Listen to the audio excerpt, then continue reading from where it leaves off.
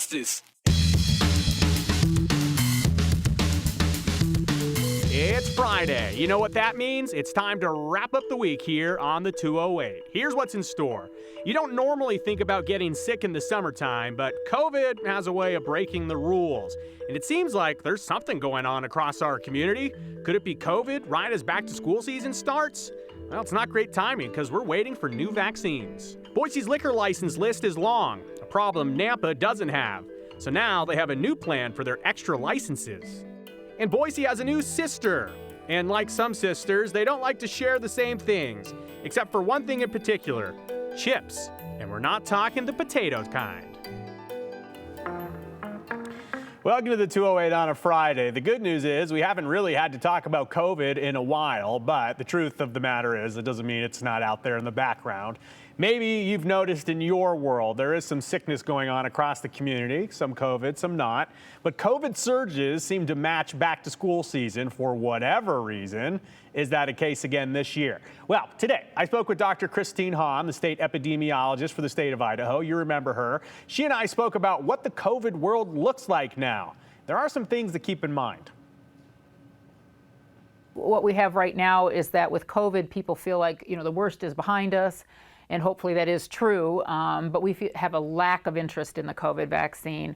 We're really focusing on reminding those at high risk, so people who have immune systems that aren't 100%, people who are older, especially 65 and older, that population, to think about getting both a COVID vaccine and a flu shot as soon as they're available. The fall respiratory virus vaccines are not yet available, so by that I mean flu and COVID. Those vaccines will not be coming out until maybe September, October. Keep your eyes peeled for them, but they will both be updated to the new strains of viruses that are circulating. And I actually just saw a comment come in from a viewer as the story was going. They're wondering about where they can get a COVID vaccine. Reach out to your primary care physician or your pharmacist. They will give you an update on when the newest vaccines will be available in your neighborhood. Also, the wildfire smoke. It's been with us all summer. For weeks and weeks and weeks. It seems like it's been a summertime companion, just wraps around us and it's there with us all the time. But I have seen a question online, especially in our region, about COVID, respiratory illness, and wildfires. Dr. Hahn explains the interaction. I haven't seen any studies on smoke and COVID in particular, but we do know that when your lungs are irritated and your throat is irritated from smoke, you are more susceptible to getting infections. Your body is not able to fight those off quite as well as it would if the air were completely, clean. I'm happy to see that the air quality seems to be getting better, and hopefully that'll stay that way. So back to the top of the story where we talked about back to school season and COVID kind of showing its ugly face again. What is the science behind that? Well, Dr. Hahn basically told me this is a situation of people getting back into those communal locations, families coming back from vacation, students getting back in the classroom. With more people, there's a higher chance for illness. So again, there are vaccines that are going to be available coming out in the next few weeks into September. Believe it or not, it's already here. Again, talk to your primary care physician or your pharmacist if you are curious about that. State of Idaho uses a population-based system to regulate the number of liquor licenses available. They're a hard thing for a business to get in the Treasure Valley. Cities like Boise and Garden City, they both have very long waiting lists for their licenses. And now the city of Nampa is regulating which business types can get a liquor license in their city. Aspen Shumpert tells us more, including whether this is even allowed. As you stroll the streets of downtown Nampa, you'll find shops and places to get a bite or a drink. It's a place the mayor is trying to make more family-friendly. Our families want places that they can go as an entire family, and this gives that opportunity. With that feedback, she wanted to level the playing field.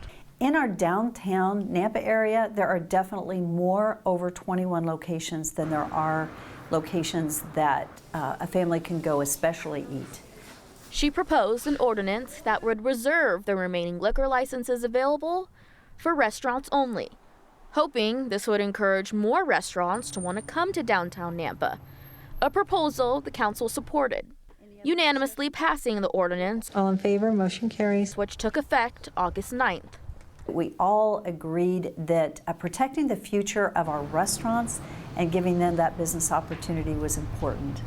Each city is allocated a certain number of liquor licenses based on a population system.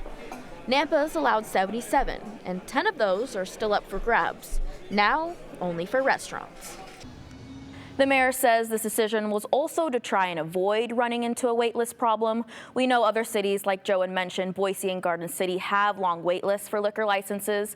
The Nampa Mayor Kling wanted to make sure these types of businesses Nampa wants more of have the chance to get these liquor licenses.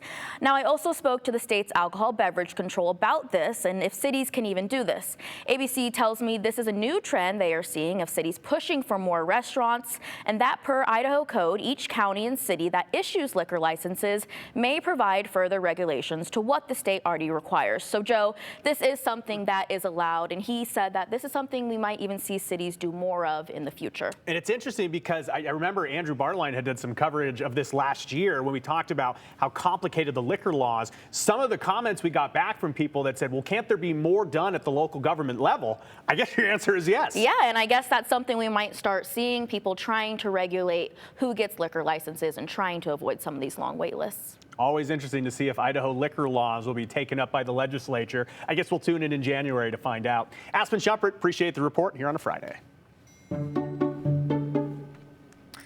Did you know Syracuse, New York, Boise, Idaho, they are now sister cities? That's right, a new proclamation making it a reality. But why? We are 2,400 miles away from Syracuse here in the city of Boise, and Syracuse looks up to us here in Boise. Literally, they sit at 381 feet above sea level. Boise closer to 2,700 feet above sea level, a whole mountain almost. Not to mention the completely different climate. Boise, very dry. Syracuse this time of year, the humidity is crushing. But what is bringing Syracuse and Boise together? It's chips. Hunter Funk explains. Our cities are really different. Very different. Boise is west, Syracuse is east. Boise's name comes from French-Canadian fur trappers. Syracuse comes from an ancient Greek city in Sicily. Boise is considered the city of trees in a river valley surrounded by mountains. In Syracuse, it has rolling hills surrounded by lakes and is known as the Salt City because of its salt industry that flourished in the 18th and 19th centuries. Idaho is known as the Gem State for its rare minerals, while Syracuse is known as an Emerald City because of its efforts to go green. And Boise's bigger than Syracuse, with more than 90,000 people in the city. There's a lot that our cities, while very, very different, are working on that's very similar. What makes them similar? Well, besides the fact that our state birds are both a type of bluebird, both are home to major universities, Boise State and Syracuse University, which are significant to the local economies and culture, or that they have the mid-sized city vibes. And people ask, well, why Syracuse and why a sister city? You can thank Micron. Headquartered here in Boise and playing a major role in our economy, the company recently invested heavily in their area, constructing a large semiconductor manufacturing plant near Syracuse. Together, our economic development groups are collaborating to bring jobs to our communities in the semiconductor space. Our universities and community colleges are collaborating. Our labor unions are collaborating about training. And the mayor and I are working really closely, as well as with the county exec there, who's pretty involved, in making sure that we bring as many CHIPS investments home to our communities as possible. For Boise, it's not just Micron. There's other groups leading the charge. But together, Syracuse and Boise signed a proclamation to be sister cities.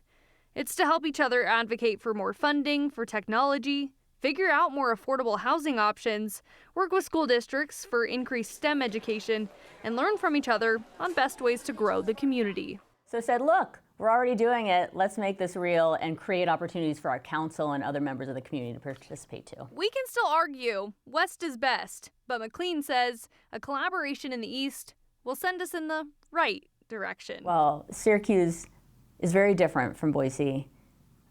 We're doing new things together at the same time. And recognizing that we're doing that and saying, we're going to figure this out together. Friendly competition, right? Collaborative, but we are competitive, is what this is all about. And Boise has a new sister city in big part because of what happened 2 years ago. President Joe Biden signed the CHIPS and Science Act into law to transform our nation's technological and economic future, bringing a commitment to bring manufacturing jobs back to America. And we talk about a lot of these things that are known to our area. And I got to go with Hunter and tag along on her shoot with the mayor. And she says that our developing industry, it comes with plenty of jokes. Yes, and joking is exactly what we did. Here's the running joke. Now, because of chips and science, our state's future is chips and potatoes. So it's potato chips. And then I was like, the ladies got to have a tie too. So now we have scarves and ties. This is a scarf. I wear this. I wore it for the launch of the CHIPS Implementation Task Force at Conference of Mayors.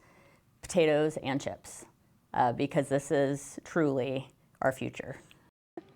Okay, so it made me laugh. You laughed in the middle of that process. I asked her at the same time too, where can I buy one of these? Because I love it. I think it's hysterical. Unfortunately, they're not for sale right now, but stay tuned. They were custom though. They were custom. Made in her office. She said you could make them. Maybe we'll start seeing them. We're trying to convince them. I could be the style. We're talking about back to school style. Yeah. That could be the fashion statement of the year. I'd wear it. So we got potato chips, computer chips. We need a rule of 3. Is there a third chip? Chips. Maybe a championship for Boise State? Ooh, Boise State, listen up. That'd be good. I like Hunter it. Funk, thanks so much. We'll talk to you soon. Well, it could reach triple digits tomorrow. And a good way to cool off? Floating the Boise River. But you won't have many more opportunities during the official float season. Brian Holmes tells us the official end for float season and much more in today's 411. The West Mountain Complex fire, burning near Cascade and Donnelly, has combined to burn nearly 25,000 acres. A new fire was added to this complex last night. This fire is called the Gabe Fire and is located northeast of the Boulder Fire. It was discovered after the storms rolled. Crews will continue to monitor it today. Boise Rescue Mission will reopen the Transitional Living Facility on Saturday, which will help serve 58 more women and children. The building, off Overland and Curtis, was initially opened in 2009, but during the pandemic, it started being used for the kids program. But now, the kids are back to school, so the building will go back to being used to help the influx of women and children. A sure sign summer is winding down. There are only 2 more weeks in the Boise River float season. Now through the end of August, floating services are only open on the weekends. The season officially comes to a close on September 2nd, which is Labor Day, which means back to work after that. That's the 411 on the 208. I'm Brian Holmes.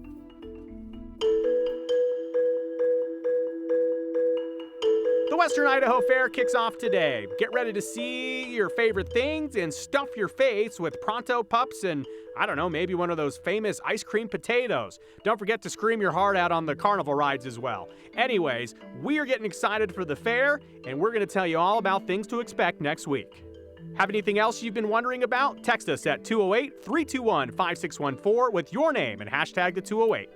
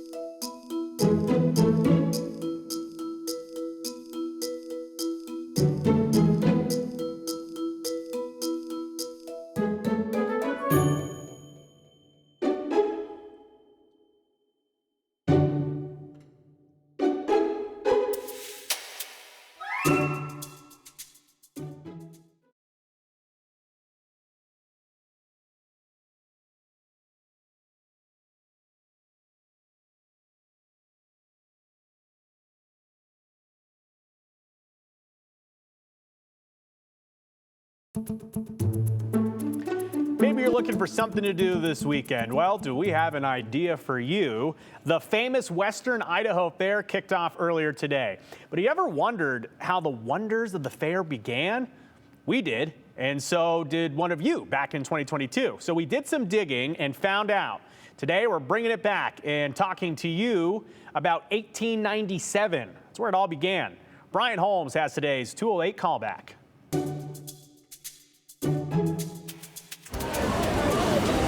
Viewer question over the weekend from Linda. With the state fair going on, now would be a good time for fair history. I remember it as a child on Fairview, hence the name.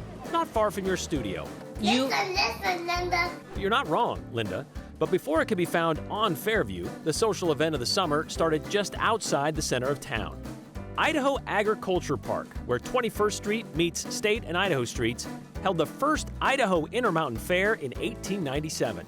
The hope was to bring other faraway cities to Boise, and they would bring their livestock, their crops, and probably a few pies and quilts. There were cowboy contests and horse races on the track. In 1902, the fair pulled up stakes and moved to the Boise Bench, near the corner of Orchard Street and, like Linda said, Fairview Avenue. More space meant more people could come.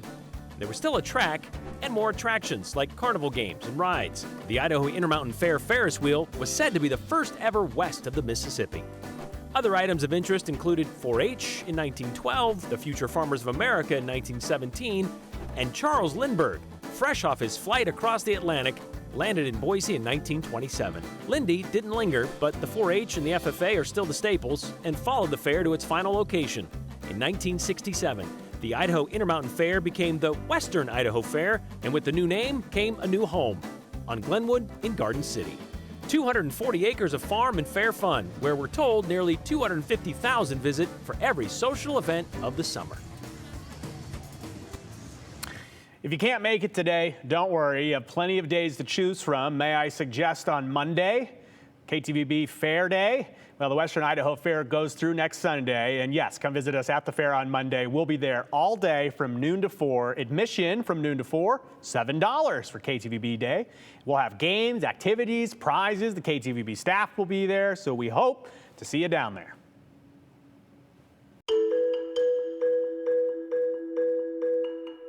It's Friday, hooray! And on Fridays, we like to do a little thing called Feel Good Fridays, but this week, we're doing it a little differently.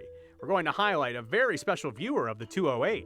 What's your good news? Share it with us so we can share it live at the end of the show. Just text us 208-321-5614. Don't forget your name and hashtag the 208 so we know who to give credit to. We'll be right back.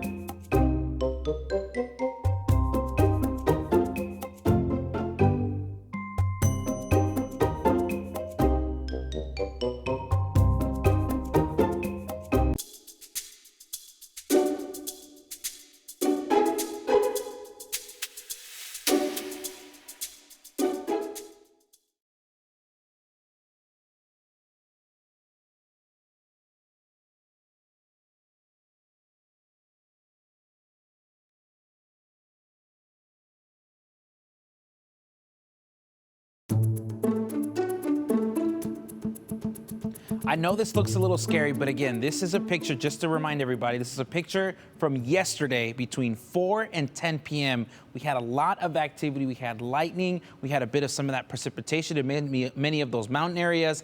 And again, this was a look at yesterday with things a little bit different looking today. But there was some spots that had very, very minimal measurable amount of precipitation. So as we can see in Ontario and McCall, not much to talk about there. But in Stanley, 1/10 of an inch, a little bit above that, as we saw from yesterday. Not many other places saw some of that rain make it to the ground, even though we did have a lot of that monsoon moisture into our area. But again, as we take a look at what our pictures look like right now, pretty good right now. We see Twin Falls at 85 degrees, McCall into those lower 70s, 81 in Sun Valley, and a lot hazier than we have been seeing. But again, pretty good at 87 degrees right now in Boise. And we're seeing that air quality improve just a bit, and we're seeing that right now into the green. We're forecast to stay in that moderate or yellow category as we get through the next several days. But some spots near some of those fires are in that orange or even red category. So very critical that people keep that in mind as we get closer to some of those spots into the mountains. But we are going to see a different change in terms of temperature as we get into Saturday.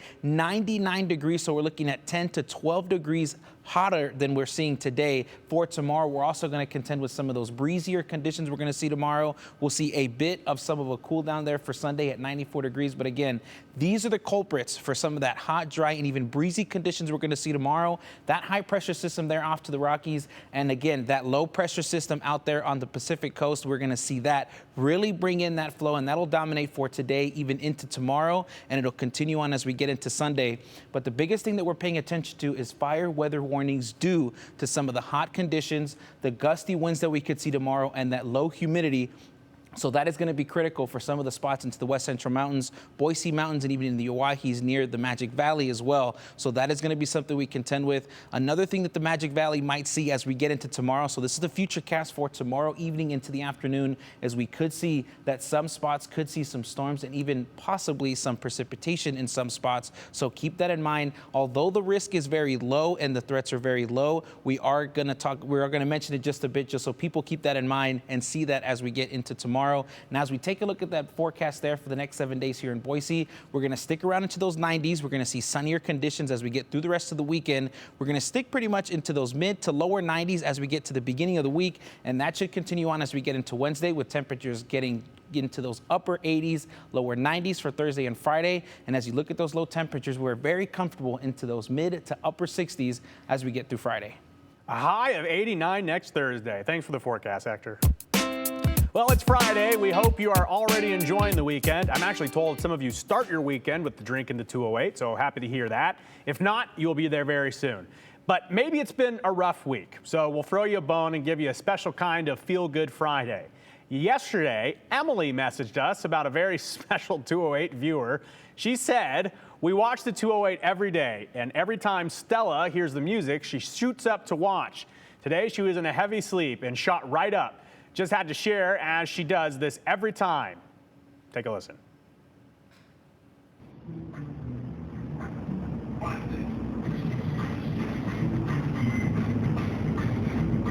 The point was to give parents more control, but the trickle-down effect. That is one pup that is totally tuned in. Thank you, Emily. That was a treat. And we hope you and Stella have a great weekend. We will be back with some of your comments after this.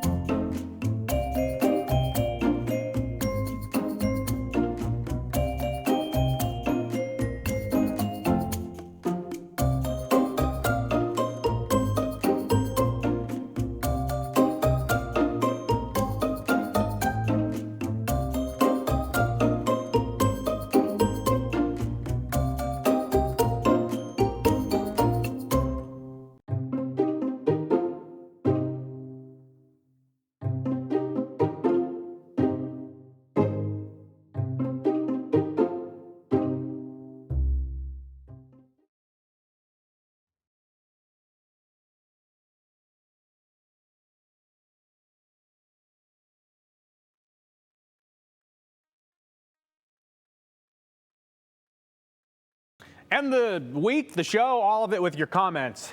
Let's see what you had to say. This person says, I just bought 2 boxes of COVID vaccines at Walmart at Myrtle and Broadway. Those vaccines should be good through 2026, they said. I hope you mean tests. If they're giving you boxes of vaccines, I'm not sure what you would do with that. So thank you for that, Deb. Appreciate that. On to our next one. This person says, well, Joe, this has got to be one of the coolest shows I've seen because Syracuse, New York is where I was born, and I have lived in Idaho for 50 years, and I love both cities. Thanks for the show. How cool is that? Michelle in Meridian. I'm curious if you have any other similarities between Syracuse and Boise. Send them our way. Just curious what else we have in common with our sister city. Joanne, does Boise have a sister city in Mexico? So the state of Idaho has a sister state in Mexico, and there are actually some different sister cities for different cities within the city of Boise, or within the state of Idaho, I should say. So Boise's got one, Coeur d'Alene's got one, Twin Falls got one. So another time on the 208, we can dive into all the sister states and sister cities that are connected to Idaho. But yes, that is correct. For the 208, 12 to 4 on Monday is not all day at the fair just because KTV will only be there during those hours. Rob is correct. You can get the $7 admission from 12 to 4, but KTVB, we will be there all day at KTVB Day at the fair on Monday. We hope to see you down there. Have a fantastic weekend.